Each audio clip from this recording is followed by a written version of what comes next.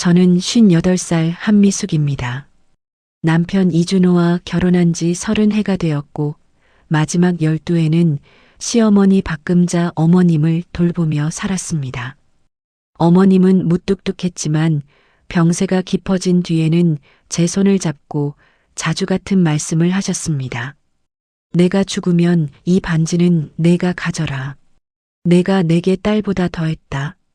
붉은 보석 옆에 작은 흠집이 난 오래된 반지였습니다.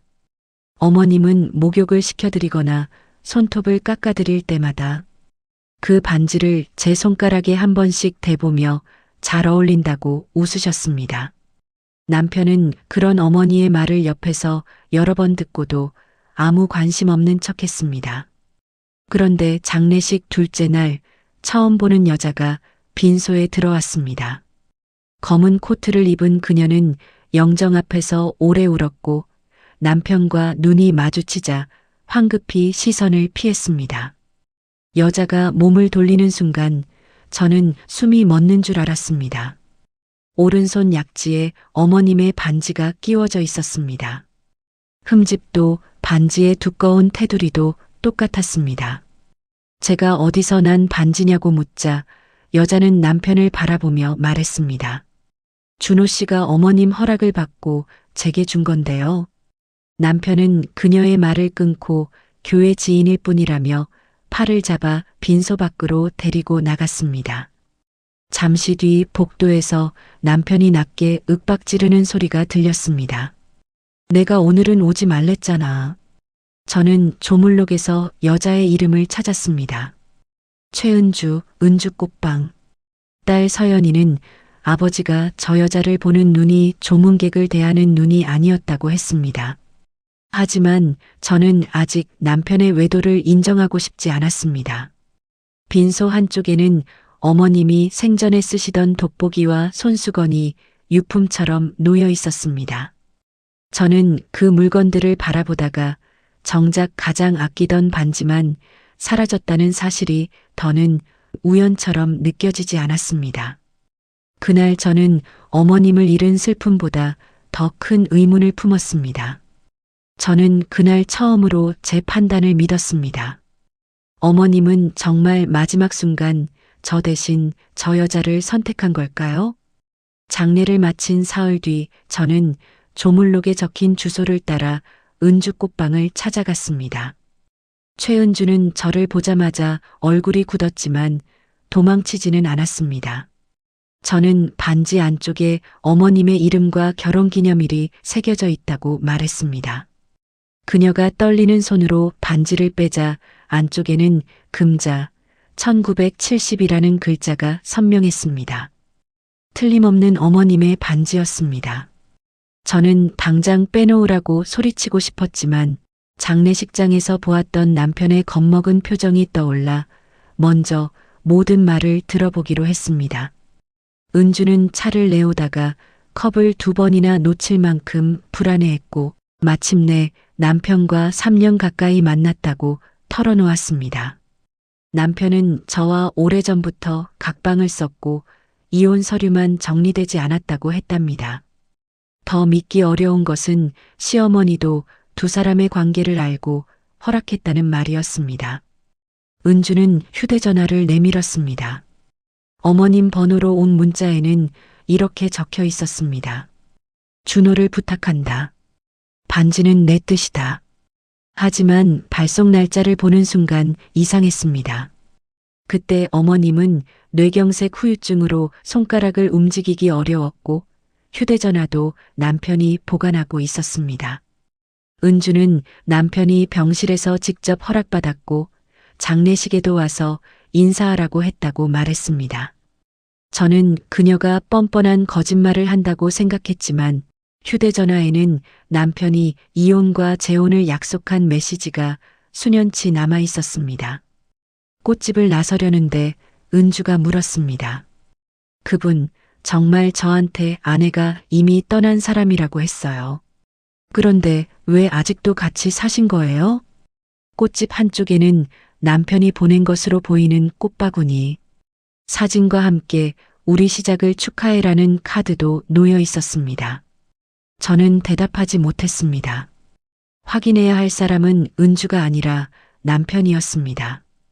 꽃집 문을 나선 뒤에도 반지의 붉은 빛이 눈앞에서 사라지지 않았습니다. 은주의 말이 사실이라면 남편은 저와 어머님, 그리고 그 여자에게까지 서로 다른 삶을 약속해온 셈이었습니다. 그날 저녁 저는 식탁 위에 반지 사진과 은주가 받은 문자를 펼쳐놓았습니다. 남편에게 언제부터 그 여자를 만났는지 묻자 그는 은주가 혼자 자신을 좋아했을 뿐이라고 했습니다. 제가 이혼과 재혼을 약속한 메시지를 말하자 이번에는 사업 때문에 꽃집과 거래하며 장난처럼 한 말이라고 바꿨습니다. 그럼 어머님 번호로 온 문자는 누가 보냈어요? 제 질문에 남편은 잠시 입을 다물더니 어머님이 저를 탐탁지 않게 여겨 마지막에 마음을 바꿨다고 말했습니다.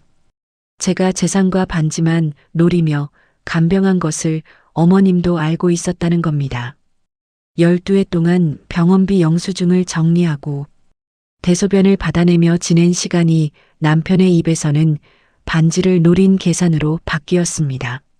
저는 화가 나기보다 그 말을 듣고도 혹시 내 잘못이 있었나 되짚는 제 자신이 더 서러웠습니다.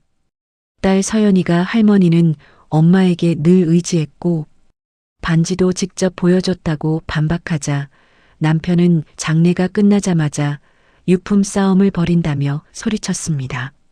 그는 어머님이 병원에서 저를 보기 싫어해 면회를 거절했다고까지 말했습니다. 그 말을 듣는 순간 마음이 무너졌습니다. 어머님이 입원한 뒤 저는 여러 번 병원에 가려 했지만 남편은 감염 위험이 크고 어머님도 쉬고 싶어 한다며 저를 돌려세웠습니다. 정말 어머님이 저를 거부했던 걸까요? 남편은 더 묻지 말라며 서류 가방을 챙겨 집을 나갔습니다. 서연이는 병원 방문 기록을 보면 누가 언제 병실에 갔는지 알 수 있다고 했습니다. 저는 겁이 났지만 확인하지 않으면 평생 어머님이 저를 버렸다고 믿고 살 것 같았습니다. 서연이는 아버지의 말이 사실이라면 기록도 그렇게 남아있을 것이고 거짓이라면 더는 피할 이유가 없다고 했습니다. 다음 날 우리는 어머님이 계셨던 요양병원으로 향했습니다. 차 안에서 저는 어머님이 병원에 들어가기 전 제 손을 붙잡고 집에 자주 와달라고 했던 일을 떠올렸습니다. 그 부탁을 지키지 못한 줄 알았지만 이제는 누군가 일부러 길을 막았을 가능성이 보였습니다. 병원 간호사는 어머님 이름을 듣자 저를 알아봤습니다. 어머님이 입원 초기까지 붉은 반지를 끼고 있었지만 어느 날부터 손가락이 허전하다며 계속 찾았다고 했습니다. 반지가 사라진 날짜의 방문 기록에는 남편 이름만 적혀 있었습니다. 그는 1시간가량 혼자 병실에 머물렀고 그날 이후 어머님의 통장과 휴대전화도 보이지 않았다고 했습니다. 더 충격적인 사실은 따로 있었습니다. 간호사는 남편이 어머님의 불안 증상과 감염 위험을 이유로 제 면회를 제한해달라고 요청했다고 말했습니다. 어머님이 저를 보기 싫어하신 게 아니었나요? 제가 묻자 간호사는 고개를 저었습니다. 어머님은 거의 매일 며느리가 왜 오지 않느냐고 물었고 제가 버린 줄 알고 서운해하셨다고 했습니다. 저는 복도 의자에 주저앉았습니다. 면회를 거절당할 때마다 어머님이 저를 귀찮아하신다고 생각해 서운해했던 제 마음이 부끄러웠습니다. 병실 문 하나를 사이에 두고 저는 버림받았다고 믿었고 어머님은 제가 자신을 버렸다고 오해한 채 기다리고 있었습니다. 그 사이에서 거짓말한 사람은 남편뿐이었습니다. 간호사는 어머님이 혹시 자신에게 무슨 일이 생기면 제게 전해달라며 작은 봉투를 맡겼다고 했습니다. 봉투 안에는 낡은 녹음기와 작은 열쇠, 떨리는 글씨로 쓴 메모가 들어 있었습니다. 반지가 없어졌다. 준호 말을 믿지 말고 내 방 재봉함을 열어봐라. 어머님은 이미 남편을 의심하고 있었습니다. 저는 그제야 반지보다 더 큰 무언가가 사라졌다는 것을 느꼈습니다. 메모를 몇 번이나 읽었습니다. 힘이 없던 어머님이 마지막 남은 힘으로 써내려간 경고였습니다. 서연이와 저는 곧바로 비어있는 어머님 집으로 향했습니다. 비어있는 집은 장례 전보다 더 조용했습니다. 식탁에는 제가 마지막으로 끓여드린 죽 그릇 자국이 남아 있었고 재봉틀 위에는 어머님이 고치다만 제 앞치마가 그대로 놓여 있었습니다. 어머님 집의 오래된 재봉틀 옆에는 손바닥 2개만 한 나무함이 있었습니다. 병원에서 받은 열쇠가 정확히 맞았습니다. 안에는 날짜별로 적은 수첩과 예금 거래 내역, 꽃집 영수증 여러 장이 들어 있었습니다. 수첩에는 남편이 생활비를 관리해 주겠다며 통장을 가져간 뒤 모르는 출금이 반복됐다는 내용이 적혀 있었습니다. 서연이가 거래 내역을 확인하자 어머님 계좌에서 수백만 원씩 빠져나가 남편 사업 계좌로 옮겨진 흔적이 나타났습니다. 일부 출금 날짜는 은주 꽃방의 보증금과 집기 구입 날짜와 겹쳤습니다. 어머님이 평생 반찬값과 난방비를 아껴 모은 돈이었습니다. 거래 내역 한쪽에는 제가 병원비로 보낸 돈까지 섞여 있었고 남편은 그 돈을 어머니를 돌보는 대신 자신의 사업과 다른 여자의 가게에 사용하고 있었습니다.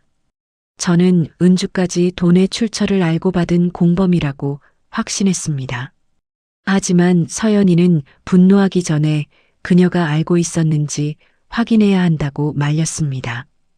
우리는 녹음기를 켰습니다.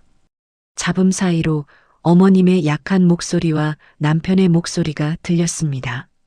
남편은 통장 비밀번호와 도장을 요구했고 어머님은 반지는 미숙이에게 주기로 했다고 버텼습니다. 그러자 남편은 소리쳤습니다. 이제 그 여자한테 줄 필요 없어. 내가 알아서 할게. 이어 서랍이 닫히고 물건을 챙기는 소리가 났습니다. 반지와 휴대전화를 가져간 사람은 남편이었습니다. 저는 그 자리에서 울지도 못했습니다. 어머님의 마지막 뜻을 배신한 사람이 다른 여자가 아니라 제가 30년을 함께 산 남편이었다는 사실이 더 참혹했습니다. 수첩 마지막 장에는 이런 문장도 있었습니다. 미숙이는 모르게 해라. 알면 또 아들을 용서할까 겁난다. 어머님은 끝까지 저보다 제 약한 마음을 더 걱정하고 계셨습니다. 다음 날 저는 녹음기와 계좌 내역을 들고 다시 은주 꽃방으로 갔습니다. 버스를 타고 가는 동안 저는 은주를 미워해야 마음이 편한지 남편의 거짓말을 인정하는 편이 더 두려운지 알 수 없었습니다. 하지만 녹음기 속 어머님의 목소리는 더는 누구도 대신 의심하지 말라고 말하는 듯 했습니다. 은주는 제가 내민 계좌 내역을 보고 처음에는 아무 말도 하지 못했습니다. 남편은 꽃집 보증금이 자신의 사업 수익과 어머니가 허락한 지원금이라고 했답니다. 제가 녹음기를 재생하자 어머님이 반지를 제게 주겠다고 말하는 목소리와 남편이 억지로 가져가는 소리가 매장 안에 울렸습니다. 은주는 손가락에 반지를 빼려 했지만 손이 떨려 쉽게 빠지지 않았습니다. 저도 잘못이 없다는 말은 안 할게요. 하지만 아내와 이미 끝났고 어머니도 허락했다는 말을 믿었어요. 저는 처음에는 변명이라고 생각했습니다. 그러나 그녀가 보여준 메시지 속 남편은 저를 별거 중인 아내라고 불렀고 어머님이 새 며느리를 기다린다고 반복해서 말했습니다. 은주는 금자의 번호로 문자가 온 뒤에야 반지를 받았다고 했습니다. 그 날짜는 남편이 혼자 병실을 방문한 다음 날이었습니다.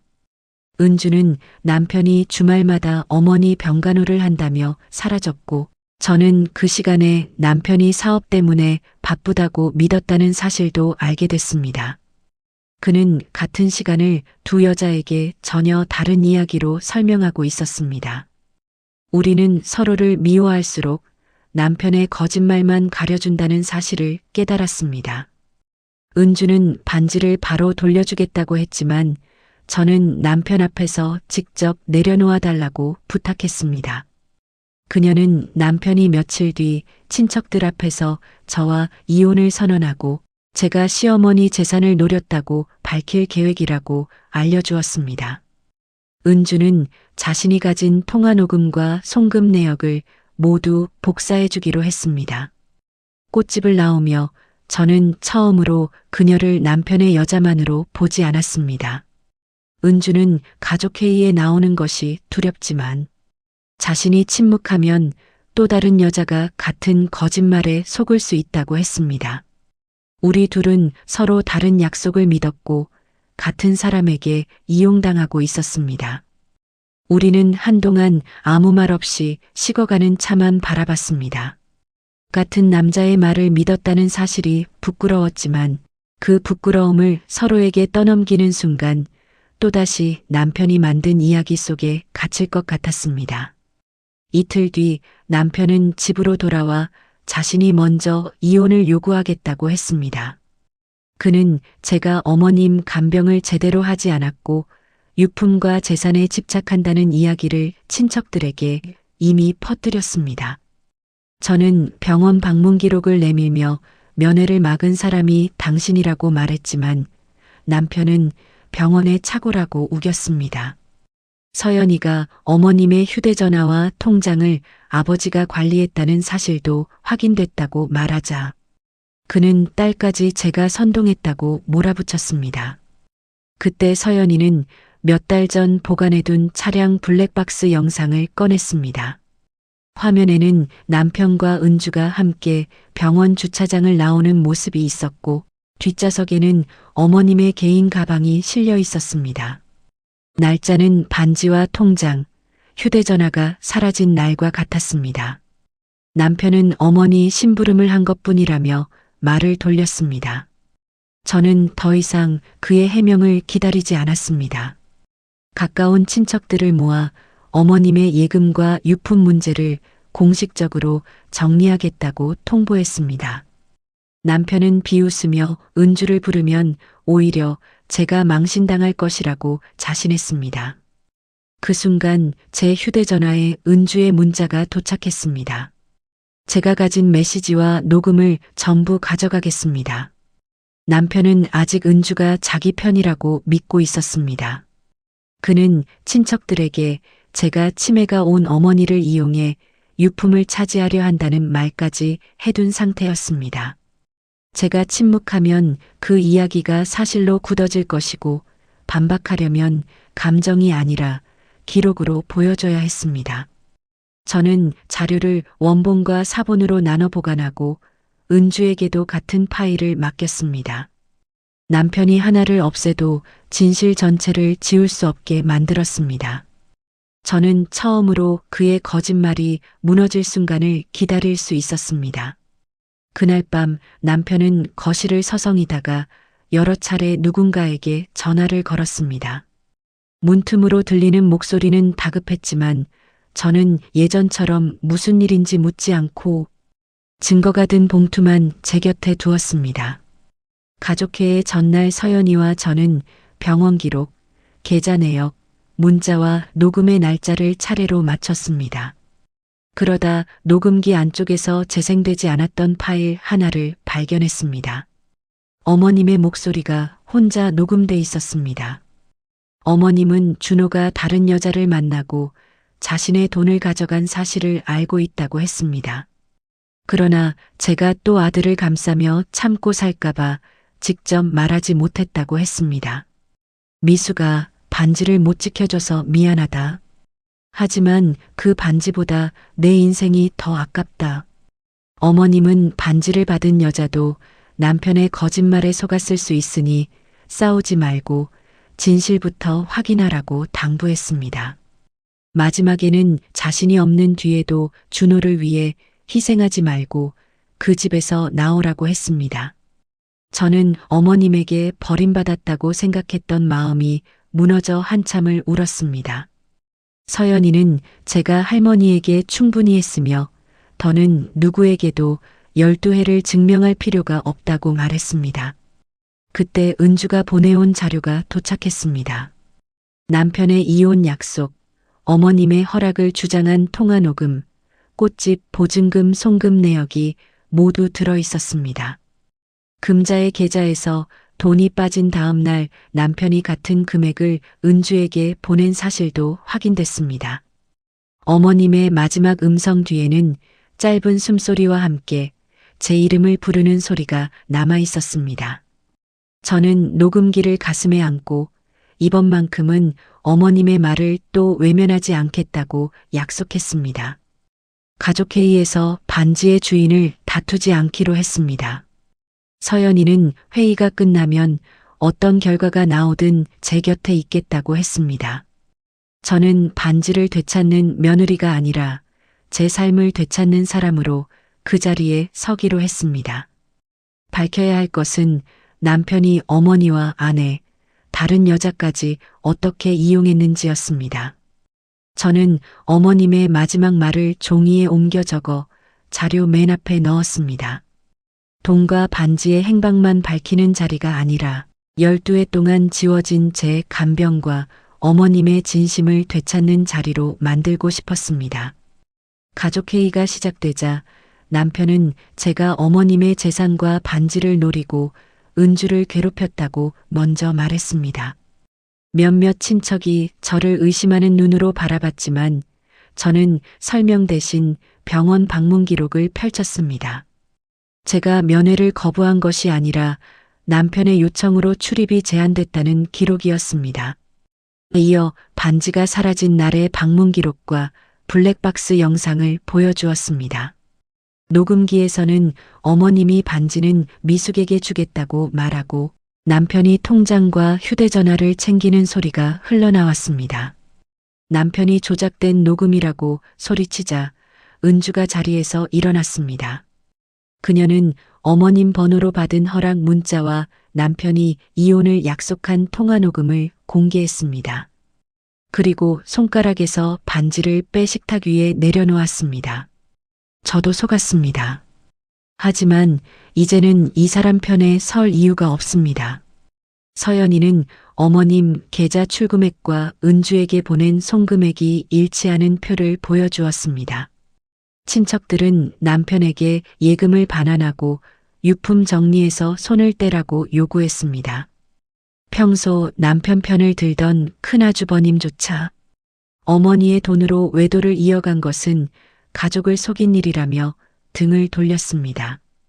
남편은 모두가 자신을 몰아세운다며 소리쳤지만 이제 그의 목소리에 움츠러드는 사람은 없었습니다. 저는 과거에도 그의 거짓말을 의심했지만 가족을 지킨다는 이유로 외면했던 제 잘못을 인정했습니다. 마지막으로 준비한 이혼 서류를 남편 앞에 놓았습니다. 그는 반지를 집어들라며 제게 소리쳤지만 저는 손을 대지 않았습니다.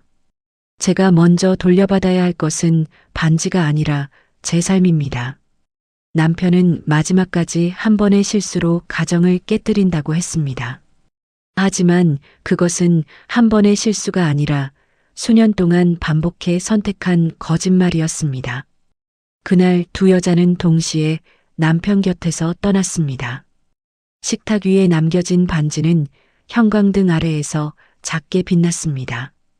예전 같으면 그것을 움켜쥐었겠지만 그날의 저는 서류 가방만 들고 문을 나섰고 서연이와 은주가 말없이 제 뒤를 따랐습니다. 그날로부터 8달이 지났습니다. 남편은 어머님 계좌에서 사용한 돈을 돌려놓고 사업장을 정리했습니다. 은주와의 관계도 끝났고 친척들과 딸의 신뢰까지 잃었습니다. 저는 이혼 조정을 마친 뒤 오래된 집에서 나와 서연이 집과 가까운 작은 아파트로 이사했습니다. 어느 날 은주에게서 사과 편지와 함께 반지가 도착했습니다. 편지에는 자신도 믿고 싶은 말만 믿어 제 상처를 키웠으며 다시는 남의 설명만으로 누군가의 삶을 판단하지 않겠다고 적혀 있었습니다. 저는 그녀를 용서했다고 답하지는 않았지만 더 이상 미워하는데 제 시간을 쓰지도 않기로 했습니다. 반지를 손가락에 끼워봤지만 곧 다시 뺐습니다. 예전에는 그 반지가 12해 간병과 희생을 인정해주는 유일한 증거라고 생각했습니다. 이제는 어머님도 다른 누구도 제 시간을 증명해줄 필요가 없다는 것을 알았습니다. 서연이와 함께 어머님 사진과 편지, 반지를 작은 상자에 정리했습니다. 편지 마지막에는 이런 문장이 적혀 있었습니다. 너는 내 아들보다 내게 더 오래 가족이었다. 저는 급식 보조 일을 계속하면서 주말에는 요양보호사 교육을 받기 시작했습니다. 혼자 간병을 감당하며 자신을 잃어가는 사람들을 돕고 싶었습니다. 햇빛이 창가에 반지를 붉게 비쳤지만 저는 더 이상 손을 뻗지 않았습니다. 그 반지가 없어도 어머님과 제가 가족이었다는 사실은 달라지지 않았습니다. 창문을 열자 차가운 바람 대신 따뜻한 봄 공기가 들어왔습니다. 그날 저녁 저는 상자 뚜껑을 닫고 새집 열쇠를 식탁 위에 올려두었습니다. 누구의 며느리나 아내가 아닌 한미숙의 집이었습니다. 새집에서는 아침마다 제가 고른 잔의 커피를 마시고 누구에게 허락받지 않고 창문을 열었습니다. 사소한 일이었지만 그 평범한 선택들이야말로 오랫동안 잃어버렸던 제 생활이었습니다. 더는 물러서지 않았습니다. 저는 조용히 말했습니다. 어머님이 제게 남긴 것은 반지가 아니라 이제 그 집에서 나오라는 마지막 허락이었습니다.